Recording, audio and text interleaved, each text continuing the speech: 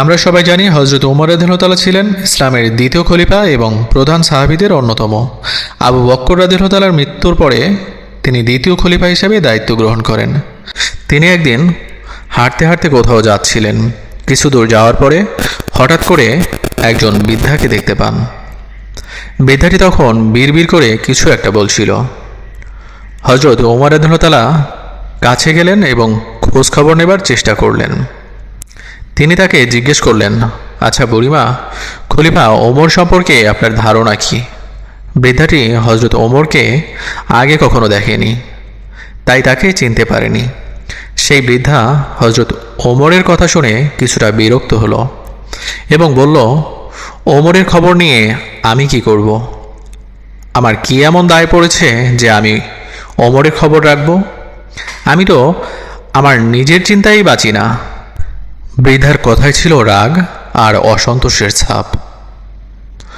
হজরত ওমর রাদিয়াল্লাহু আবার তাকে জিজ্ঞেস করলেন, বুড়িমা, ওমরের ওপর আপনার এত কিসের রাগ? বৃদ্ধাটি তখন চেঁচিয়ে জবাব দিল, রাগ হবে না কেন? এই যে সে খলিফা হয়েছে, কিন্তু তারপর সে কি আমাকে কোনো অর্থ প্রদান করেছে, নাকি আমার কোনো খোঁজ খবর নিয়েছে যে আমি কেমন আছি? হজরত ওমর বৃদ্ধাটির কথা শুনে বড়ই চিন্তিত হয়ে পড়লেন এবং মনে মনে ভাবতে লাগলেন, ঠিকই তো, আমি তো তার খোঁজ খবর নিতে পারিনি। তিনি কিছুটা নরম হয়ে বৃদ্ধাটিকে আবার বললেন, আচ্ছা, আপনি কী অবস্থায় আছেন ওমর তা কীভাবে জানবে? আপনি গিয়ে ওমরকে সব জানিয়ে আসলেই তো পারতেন। বৃদ্ধাটি জবাব দিল, কেন? আমি কেন জানাতে যাব? ওমর তো আমিরুল মোমিনিন, সে তো সবার খোঁজখবর নেবে বলেই আর রাষ্ট্রের দায়িত্ব গ্রহণ করেছে। প্রত্যেকের খোঁজখবর রাখার দায়িত্ব তো তারই। রুক্ষ ভাষায় বৃদ্ধা জবাব দিল। হজরত ওমর শান্তভাবে বললেন, আচ্ছা,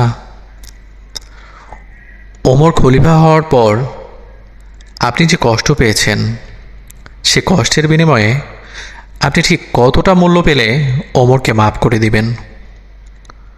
বৃদ্ধার সাথে এসব কথা চলছিল। ঠিক এই সময় হজরত আলী এবং আবদুল্লাহ ইবনে মাসউদ রাদিয়াল্লাহু তাআলা এসে হাজির হলেন। তারা হয়তো কোথাও যাচ্ছিলেন। কাছে এসেই সালাম দিলেন, আসসালামু আলাইকুম ইয়া আমিরুল মোমিনিন। আগন্তুক দুই ব্যক্তির মুখে আমিরুল মোমিনিন শব্দটি শুনে বৃদ্ধা তাজ্জব বনে গেল।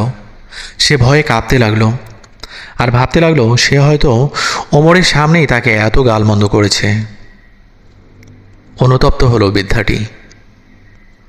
হজরত ওমর বৃদ্ধাটিকে সান্ত্বনা দিলেন আর বৃদ্ধার হাতে 25টি স্বর্ণমুদ্রা দিয়ে বললেন, বুড়িমা, আপনি এই চামড়ায় লিখে দিন যে কিয়ামতের দিন ওমরের কাছে আপনার কোনো দাবি নাই। বৃদ্ধাটি তখন তাই করল এবং চামড়ার উপর তা লিখে দিল বৃদ্ধা। হজরত আলী রাদিয়াল্লাহু তাআলা সাক্ষী হিসাবে তার উপর দস্তখত করলেন। এরপর সেই বৃদ্ধাটি আরও বেশি অনুতপ্ত হলো এবং হজরত ওমর রাদিয়াল্লাহু তাআলার প্রতি সন্তোষ প্রকাশ করল। এই ছিল আমাদের মুসলিম শাসকদের শিষ্টাচার ও দায়িত্বশীলতা, যার ফলে দলে দলে ইসলামের ছায়াতলে মানুষ প্রবেশ করেছিল। অথচ আজ আমাদের কী অবস্থা?